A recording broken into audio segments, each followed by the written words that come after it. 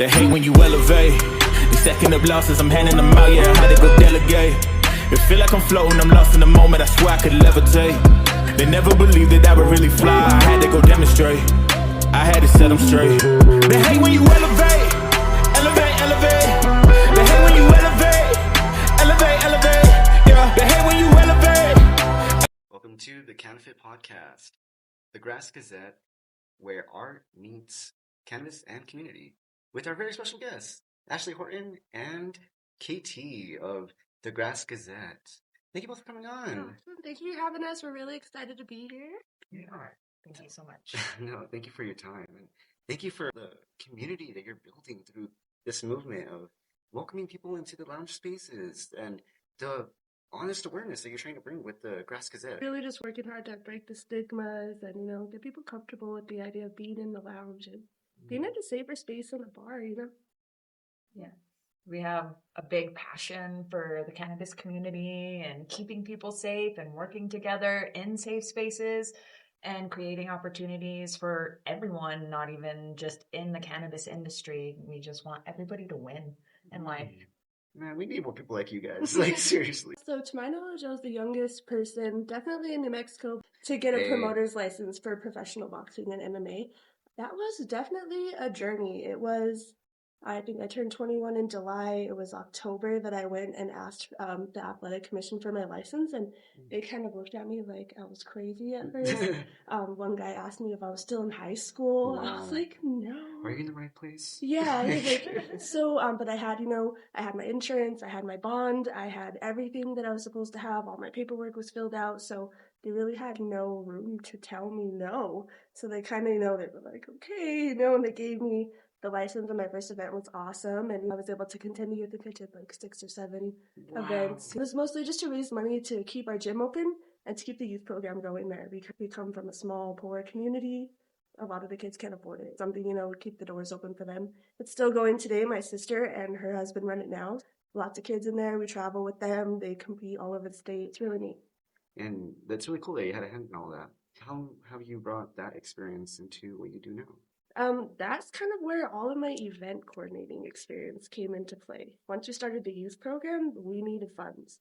And the events were kind of like how we brought those in. Fight events are really expensive. There's a lot of red tape to go through. There's a lot of cost behind it. So I started doing other things, car shows, beauty pageants. That ended up being the most lucrative. So I kind of really went down that path for a couple years, and I think we did 7 or 8 beauty pageants. Wow. And, it was something I had no idea what I was doing. I kind of just jumped into it, but it made money to keep the program going for the kids, and that's all that mattered at the time. So kind of just did things and learned as I went, and, kind of just figured it out as we went along. So. Sometimes that's the best way, just jumping in the fire. Business is still successful. We have 3 fighters out of there with BKFC contracts currently. So one of them, my sister, the other, her husband, and then Apostle Spencer also fights out of our gym. So it's been cool. The gym's been around since 2009. It's still going strong. We have a good team. Our kids' class stays full, or theirs. It's not mine anymore. I gave it to them. Their kids' class stays really full. So they've really done a great job with that. Katie, you've been a face painter, body artist, nail tech, and a tattoo artist. Yes.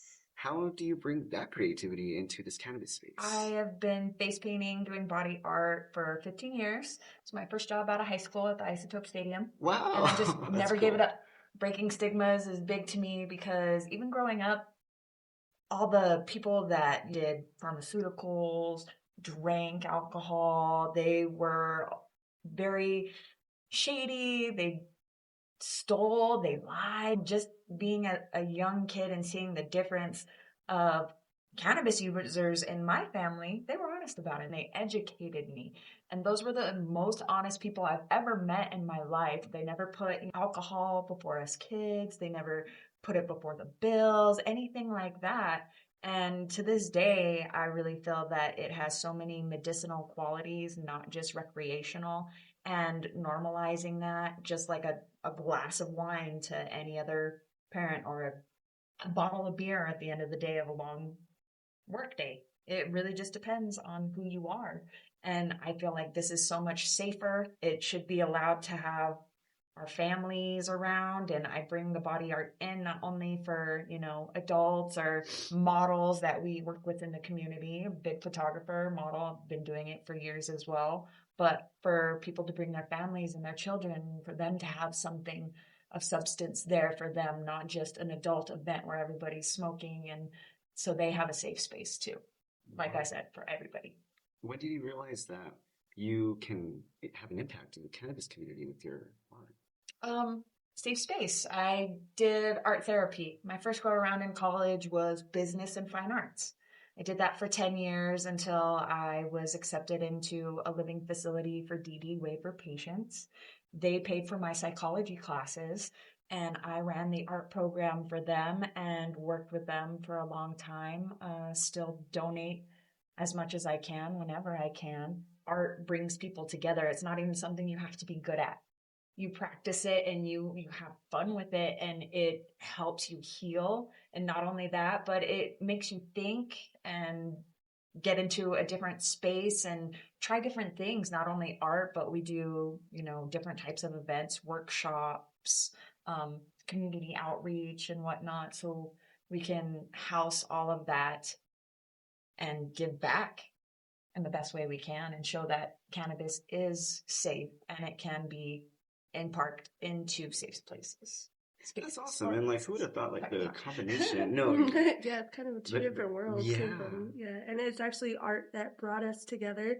She was posting looking for models for body paint for a 420 event a few years back, and I reached out to her. I went to that event. The following year, which was last year, we went to the Duke City 420 Fest. I know that some people probably saw me there. I modeled body paint again there last year. So that one was a bit of a doozy. But we had fun regardless. Yeah, it was an eventful day for sure. Yeah, definitely. There are lessons everywhere, right? Yeah, absolutely. That was a learning experience. A learning experience for sure that day. Yeah, we'll definitely talk more about that soon. So you both have over 15 years of event organizing experience. What are the biggest lessons you've learned about creating successful and engaging events? I think that this business, every time you do a project, it's a little bit of a gamble. You never really know. Sometimes you think you have a great idea, you get a lot of great sponsors, man, you think you got it all together, and then nobody shows up, or, you never really know. So, there's a lot of stuff that goes into, the beforehand, and then you're, there that day, just okay. See, it's all it here comes for through you. the door, Yeah. So absolutely. Yeah, it's definitely always a gamble. So just having all your bases covered, and really making sure that you've got everything taken care of and a plan for everything, because you have seen a little bit of everything happen over the years. Yes, everything she just covered, as well as just little things, putting your all into it. We always, we love what we do, and we love to produce quality work, and I feel like that shows, because that is ultimately what engages all of our followers, all of our customers, clients, patients, partners, sponsors. We love to work with people. We don't have people that work for us or that we work for. We like to work with. It's a partnership. Yes, and that has a team effort. Brought us so much success. Just like they always say, teamwork make the dream work. If we work together, we can build a bigger community and make things happen in a better light. Also, with our events, we've learned, like she said, it's a gamble. You never know what's going to happen. Even if you have an amazing event, little things could happen along the way, and you just have to be prepared. Be 110% prepared, because you never know what could happen. You just got to roll with the punches, because they're coming constantly the whole time. Absolutely, and as long as you keep that level head, that ultimately makes people feel like they're being taken care of, which is big to us. Like we said, keeping everyone safe. And then that everybody else thinks, that everything is going fine, keeping it together, making everything, comfortable, and just, even if it's a disaster behind the scenes, nobody will know it. So that's really the art that you have to master when it comes to events. Can you share a behind the scenes story from an event that went successfully or had an unexpected challenge that you overcame? getting there on time, and sometimes, you know, the door isn't open or things aren't prepared or we forgot something, or, you know what I mean? Just like sometimes we even, you know, have everything set up, but when you're working with other people, like she said, like we're a team, but you know, you can only, you know what I mean? You can only do your part and expect everybody else to. And sometimes that doesn't happen. So, you know, there's been some hard lessons there too.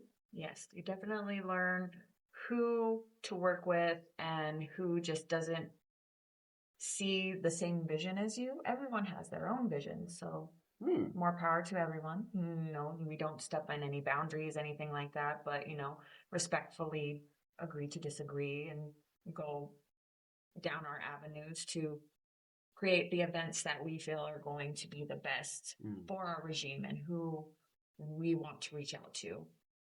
Just keeping a good energy and staying in places that keep that good energy too. Absolutely. There's a lot of tension and a lot of turmoil in this industry. It's very much like trying to stay like on the outskirts of that and like, you know, even mediate it a little bit and kind of bring just more togetherness in the industry. So there's a need for that too. Yeah. So we've run into a lot of different situations where there's a lot of push and shove, where we understand that making business work is, you know, collaboration and spreading the word. Word of mouth is the biggest way to spread business and to help each other. And it's free advertising. It's great. We want to help as much as we can, wherever we can. And so, you know, building that rapport, keeping that rapport, understanding that professionalism above personal issues. That's it. Yeah. Should be what this community and we're seeing a lot of that coming back to us too. You know, we've made some great friends in the industry. We've been invited to some amazing events ourselves, and just like, man, the love that we found. There is a great community here. Wow. Get past the craziness there. There's some amazing people. We're very lucky to be working with them. And we are so glad that we're able to bring everyone together for this and tiptoe into it. Because as we can tell, a lot of people want to. It just seems so taboo. Everybody's in that, you know, American dream mindset. Okay, I got to get ahead. I'm big dog. First one, work hard. But, you know, it should be work hard, play hard, help each other grow. We're all stepping stones. Let's get to the top together. Yeah.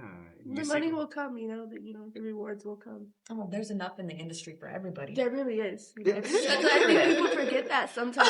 It's so we're busy. There is enough out there for everyone, you know. And a place for kindness, too. Exactly. Like, absolutely. A need. And just respect, and, you know. Oh, my gosh. So much of it. Events blend cannabis with creative experiences. From body painting to mocktails and charcuterie, what impact do you think these events have on destigmatizing cannabis use? That kind of plays a double role because we're trying to destigmatize the cannabis while also like raising awareness about the dangers of alcohol. We can have fun, pretty, delicious drinks and, you know, a whole spread, and it's still a party. But it doesn't have to have alcohol in it. We don't have the fights. We don't have the people crashing on their way home. How many times have people got together with like friends and family and it went really bad just because somebody drank too much? It doesn't happen with cannabis. You know, maybe somebody fell asleep and now we have to drive them home. But right. They didn't beat anybody up. They hit the charcuterie table a little too many times. The extent of what we're looking at here, you know, it's just safer. And like you said, for families too. How many people, like, they're totally fine with just drinking and getting wasted around their kids, and their families even fight around their kids, and you know what I mean? Like, this is so normalized, and it really shouldn't be. For people to be so mad at cannabis while those things are going on and that's acceptable is just crazy to me. So really want to push that and get people looking at these things differently. It was time. Yeah, right? You know, it's definitely, I mean, it's been a culture and it's been a way of life forever, you know, it really has been. So it's a lot. And, you know, most people, especially the older generations, were so adamant as they're growing up about cannabis being bad. And people that aren't familiar with it and, you know, or don't know, all they know is what they were told, and it's a bad thing to them. So we're really trying to get, you know, come outside and try a little something. Even if you're not trying products, like, come check out these events and, like, see the energy and the way that people are treating each other and just, like, the way that things go. It's a whole different environment. Absolutely. It's been a generational thing. Generations before us, it was so taboo that people are afraid to get out there and step foot into these lounges. To destigmatize, we have to really show that we're using responsibly, and that with cannabis, you can still be responsible. You can still get home. You're not going to hurt somebody. You're not going to endanger the whole party because everybody in that car is drunk. Things like that are very important to us, as well as the community outreach. You will have just as much fun sipping on one of these good mood juices because it gets you all energized and chipper, and then you're smoking on whatever you want to, whether it's dabs or, hey, infused edibles, things like that. You will get just as much of a buzz, not buzz, but just the vibes, energy, the fun time that we have, the creative space. Even if you're not creating, you're just there to vibe and have fun, dance. We play music and just hang out. It's always a great time and very successful. And like the effects are like just a couple of hours or a little bit more compared to your whole night potentially being ruined, your life. So Yes. I think that a lot of people don't realize too that you can counteract those effects with CBD if you get to, where you're uncomfortable. Or carotene. So, yes. whenever you get too drunk, you can eat. There's some things you can do, but for for the most part, realistically, your body needs hours of time to metabolize every drink you had. There isn't like a magic, we could just make this stop and make you feel better right now thing, but with cannabis, there is.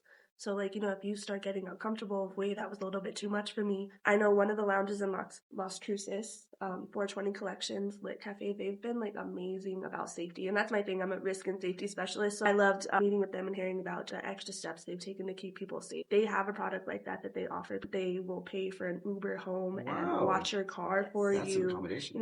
They keep you really safe there. People don't have a lot to worry about. The bases are being covered. We thought about all these things. We are keeping everybody safe. Yeah, because not only do we want to have a good time, but just like other people that we are partnering with and that we're sponsoring us, we want to be attentive to aftercare. Not everybody is affected the same way, just like a medicinal, anything you get from the doctor, it's going to affect you differently. Different doses affect you differently. You have to keep that in mind. Yeah, so we really enjoy working with the people that see that and are going, above and beyond to take those extra steps, because that helps us destigmatize it. Everybody's worried about all these things, and if we start eliminating those risks, then we open an even safer space for everyone. Knowledge is power. Yes. Like you guys pointed to, the media campaigns that have taken place before our legalization hit just a few years ago. Yeah, a few years ago now. And we still have a ways to go, right? But Absolutely. It takes us showing up and speaking out and, again, being more involved, like word of mouth. Just stepping outside and just getting to know your neighborhood farmer or community leader. It's really no job is too the voices of our community too. Yeah. What is the Grass Gazette, and how and why did this publication begin? I'll let you go ahead and say that. So the magazine experience really this is her bread and butter. All right. Yeah, so I've worked with a lot of different magazines, not only locally, but nationally. I've just been so dedicated to body art and photography. I do photography as well, floral arrangements, all things fine arts. And the people who follow me and book with me, my clients, they know how passionate I am about these things. And so whenever I go into publications, I put my all into it. We have comfortable, great time, just like any of our events. And it's been successful. There hasn't been one set that I have not submitted that hasn't been published. I'm proud to say that. That's huge. Looking at it, it's pretty crazy. From there, I've worked with other magazines and had fun bouncing off, doing events.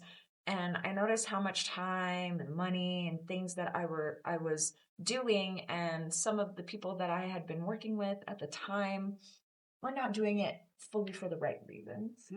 And, everybody has their personal things, like you said, nothing against them. I'm still grateful for the publications and the opportunities I had and the opportunities that I got to bring the ladies that I did in the past. I still feel like evolving and moving forward is a big thing. And Ashley approached me about doing this not just only as a magazine, but with substance. We could combine not only the publications, the magazine, the art, but the background of it, and really focus on the professionalism, the personalism of who is behind these doors, these desks, these stores, all these businesses that we are going to and that we are putting our money into, and doing it for the right reasons.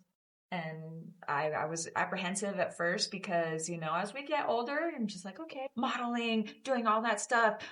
Do I really want to continue going into it? Because there's a lot that is real back and forth, kind of like any entertainment industry, kind of like Hollywood. There's a lot of back and forth. There can be drama, especially when it's an aesthetic type of thing. We love to work with models. It doesn't matter the shape, the size, the height. There's no requirement. We believe that everybody, and that's every body, okay, people body, every body type is beautiful. And we want to accentuate that, show the personalism behind everybody out there, and really figure out what's driving the cannabis community, what put it into play back then, and what's going to keep us going forward now. And it's kind of like us combining, we were talking about it one day, and it was really fun because we were just bouncing back and forth, and we were talking about High Times and Woodstock coming through and meshing with like Buds and Babes and beautiful, classy journalism meets beauty and business. And we've been so successful so far and so grateful. We've had so much support from the community. It's been amazing. We've been so lucky. So it moved so much faster than we planned. I was like, I never had an inkling to become a publisher. I never thought I'd be getting into journalism either, but we're so excited. And I'm excited, to touch on things like the regulation and the laws and, the way that those are affecting the micro businesses, especially, and I like now, since I've been doing this for 7 months, I walk into any dispensary, most of the stuff on the shelf, I can look and I know what farm that came from. But now that I've been able to network, especially going all the way to the south end of the state, I can even go as far as I can picture the face, who grew, and that's the kind of stuff we want to bring that to everybody. You want people to know the people behind these products and the hard work and the dedication that goes into it, and also just the energy, it's a plant, and the energy you put into it as you're tending to it very much affects the way that it's going to affect people, and I believe that. So whenever things are just mass produced, it's not the same as someone that had 100 plants that just put all their love into those flowers, and now you're getting that good energy. So that's what we want people to understand too. These small businesses are so important. They're the ones giving us the product that comes with the love. So what powerful publication. That's really cool. Every page is something to read and look at. So where can audience members find the Grass Gazette? We are going to be publishing at the end of the month. We should have prints before 4/20 that we will be able to hand deliver. We will have shipping available too. I believe we can have our manufacturers ship straight to doorstep if that is an option. We're going to be live digitally. Hard copies are going to be available. We'll be able to show everybody those. All of our advertisers, sponsors, they will get a stack of hard copies for them to view, their clients to view as well, or to resell, whatever they decide. And we will have some to showcase whenever we visit and have opportunities like this and go an event, at our booth and stuff like that. And we're gonna, go leave a few stacks at the lounges because we want that to be something that people can pick up and read as they're hanging out. Look at that. So, yeah. You guys are going to be on top of every counter. Look at that. Hopefully, that is so cool. That's what we want. Not just to be on top of the counter, but to bring awareness to everybody. We just some more substance to the content that people are getting. Yeah, have something nice to sit and read and take in about the industry while they're sitting there and consuming, medicating, relaxing, whatever they use it for. Man, it's like a full experience of education. That's exactly. That's it. If you could collaborate with any artist, brand, or personality, cannabis related or not, who would it be and why? That's actually really neat because it's something that's already happening, pretty quickly. Look at that. Next weekend, we will be at Happy on Lomas and Broadway. We're going to be out there as a vendor for their event, and they're having Crazy Bone from Bone Thugs and Harmony will be a guest bud tender. So if you go in and buy our product, he'll be there behind the counter. And they also have some VIP tickets available for anybody that wants, a guaranteed face-to-face with him. So, it's really cool. There's a lot of people, especially in the music industry, that kind of, they were brave and they sang about cannabis and really got a lot of, pushback on it, especially like out throughout the 90s. And they're like some of the heroes in this industry, Yes. They really are. So, people like Snoop Dogg, Bone Thugs and Harmony, stuff like that. We really, want to network with people like that. So we're already getting those opportunities. It happened, like I said, a lot quicker than we thought. It's amazing. It's very exciting, like being able to look at meeting someone that you've listened to your whole life since childhood. Yeah.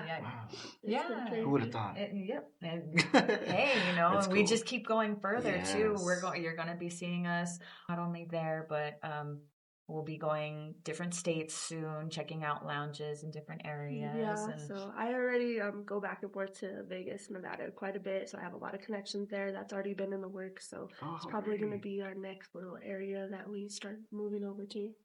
If there's a way for our audience to help donate to these causes of travel, is there a way? We're always accepting sponsors. Yes. Always. And when you sponsor us, we will put out a sponsorship package.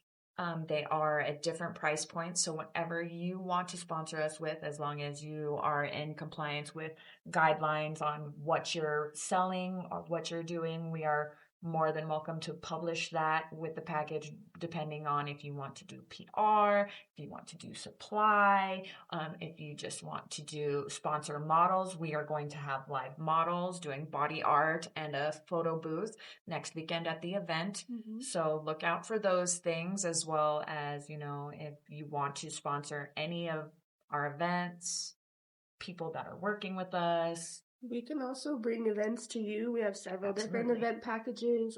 We have a street team package just to set up a booth at your event. We can organize your whole event. We can just bring, whatever you need. So. And you all heard the racket of things that we will have available. No complaints here. Yeah.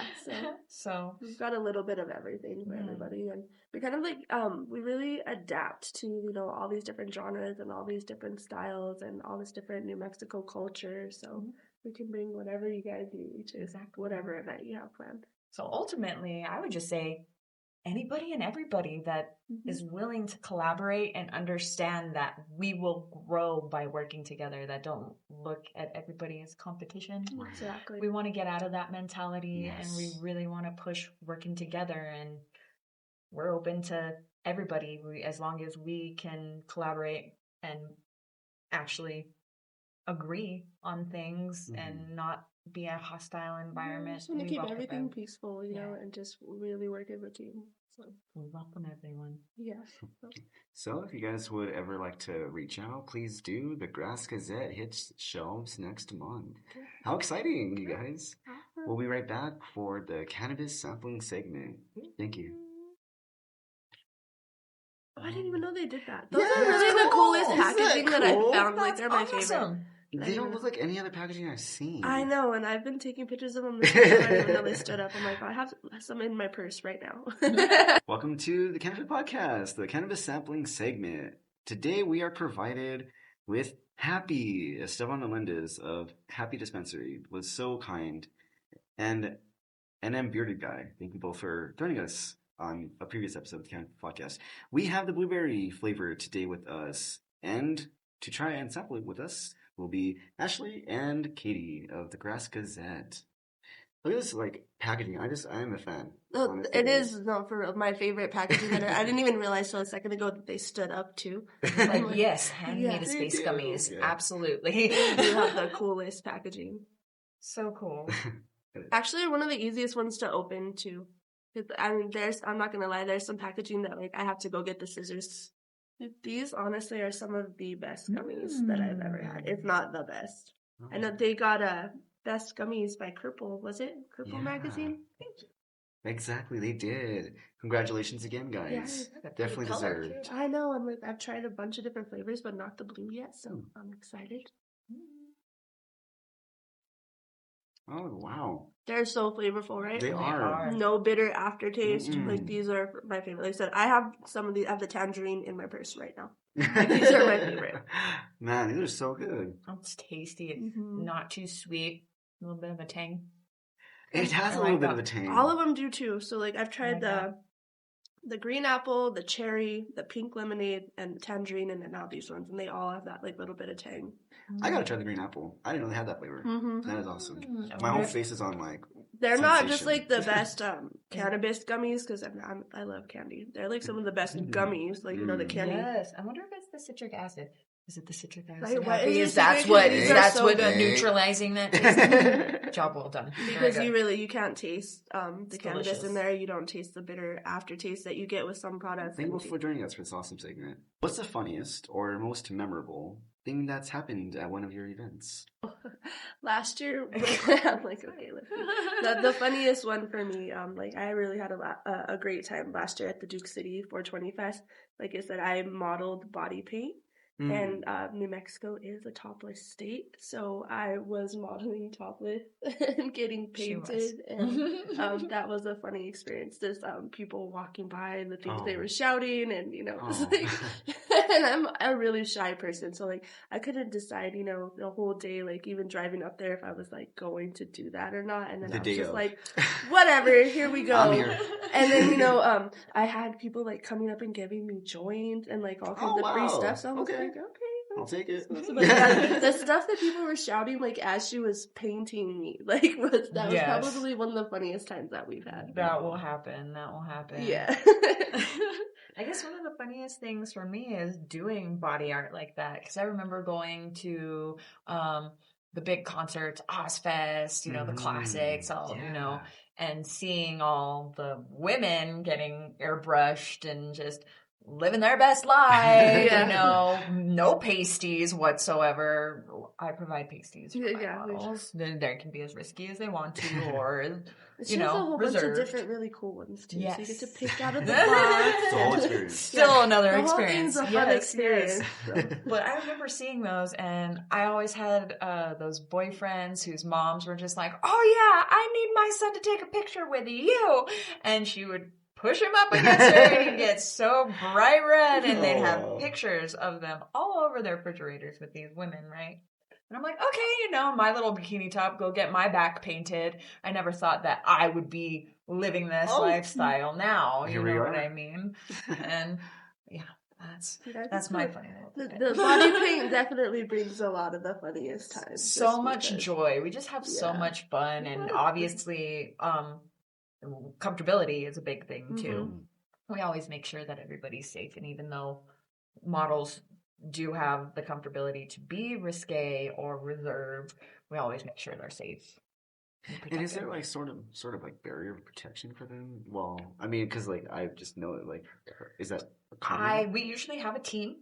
Okay, cool. And a few of us girls, we're pretty well protected. Like at Duke City 420 Fest, they had a ton of security. Like not just private security, there was police officers, and like there was somebody right by our booth the whole time, like an armed guard. So like he was like within earshot the whole time. So. Absolutely. And anytime I do stuff like that, I have my fiance with me. So That's good. Yes, and I always have a band of people that are willing to help out with my booth and help protect models and be there. With MMA fighters on hand. Yes. Don't mess with them. There's always that too. So proud sponsors. Hey. Yes. Many levels of protection. Yeah, so we create a very safe space. I actually fought for a while too. So, Hey.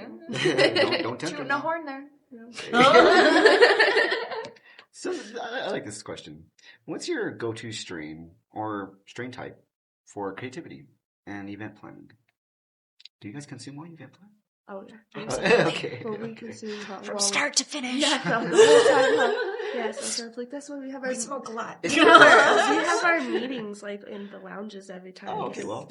We enjoy the lounges. We like being able to be in our element and smoke and talk, and sometimes we we just bounce off. Our conversations go out everywhere whenever we do business meetings, but I don't That's think fine. that we have like one particular strain, especially because like we try to spread out and go to like different places and stuff too, and everybody has different products, so we kind of like mix it up, even with the sativa, with the indica. It just like depends what they have, exactly. and we try to like try something new every time we go too. Yeah. If it's a strain we haven't seen before, we're just like, okay, which one do we want? That one sounds cool. And we ask too. We like to ask because usually, not all the time, the bud tenders will have tried, if not all, most of the strains, and they can give us their honest review on it. And, we have to ask, do you prefer indica, sativa? What do you like? What do you prefer? What do you recommend? Because we like to see, and we know that each strain is going to hit each person differently too, depending on the terpenes and the science of your body. So it just depends. It's a little bit of everything, just because like we're trying to try out everybody's product. So yes, and there's so much out there, and so many great farms to support too. Yeah, and exactly. Many we try to strains. spread the love and buy products from everybody. So and we like a little bit of everything. I tend to lean towards sativa a little bit more, just because I like the heady high. It really gets me into my creative space and keeps me going. Right. And I'm like super high strung, so I usually stick to like indicas that put most people to sleep. And I'm like, okay, no. I can wreck this. Now it can work. So, And I definitely love to, go back and forth if I need something to relax or want to eat something real good, of course, go to the indica side. Hybrids are great too, just because they hit you how you need them. Yeah. In the time, whether you need a little pep or you need to relax. So true. They're really balanced. I like hybrids. Yeah. So what's the most unique cannabis-infused food or drink you've ever tried? I know. I'm like, we've tried so many different things. Okay, I'm thinking about the And most like honestly, unique. like so I don't make it easy. I've been making my own edibles for about 15 years cool. too. So Yeah. I have cannabis well. infused just about Everything. everything that you could think of. What's like it go down to? I think like I've even done like the whole Thanksgiving turkey and The whole turkey. and like injected it with canna butter, cannabis. Ooh, yes. If your whole family likes Canna butter's cannabis, OG. so. I love making Yeah. canna butter.